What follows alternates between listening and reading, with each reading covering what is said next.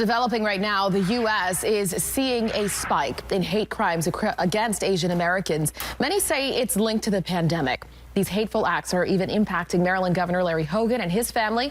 Fox 5's Maureen Umeh joins us live from Annapolis with more on this. Maureen, good morning.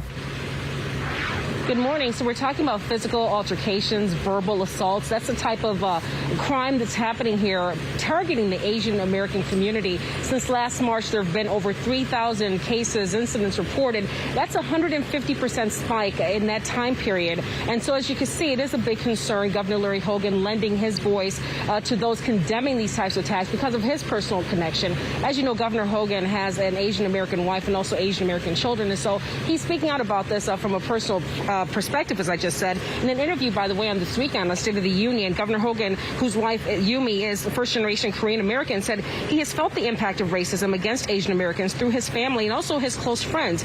He said more people should be speaking out against hate crimes targeting Asian Americans. And also he praised President Joe Biden for speaking up against the crime, which Hogan called, quote, a serious problem.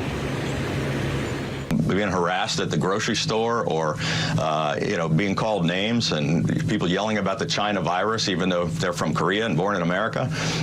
It's something we have to get under control, and I wish more people would be speaking out. Nationwide, according to a new report, New York and Los Angeles have seen the worst spike in hate crimes against Asians. In our area, D.C. numbers are down from 6 reported hate crimes in 2019 to 3 last year. But one notable crime happened at Valley Brook Tea in DuPont Circle back in November. A man came in yelling about COVID-19 and then pepper sprayed the owner in the face.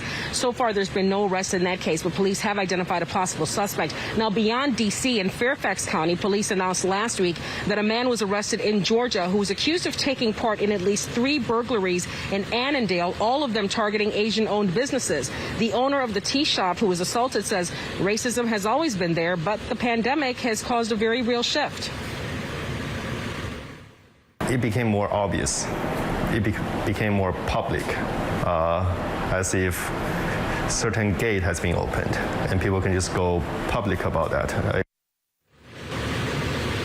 All right, back here live again, Governor Hogan lending his voice to those condemning these attacks on Asian Americans. We can tell you that police presence has been increased in some of these communities that are seeing these crimes on the rise, not just here in this area, but across the nation. As I mentioned, Los Angeles being one of the main places that you've seen, in New York City as well. But people hoping that calling attention to this, people will be aware of it and hopefully help stop this crime that's targeting this very specific group of our community. Back to you. Those numbers are just staggering. All right, Maureen, thank you.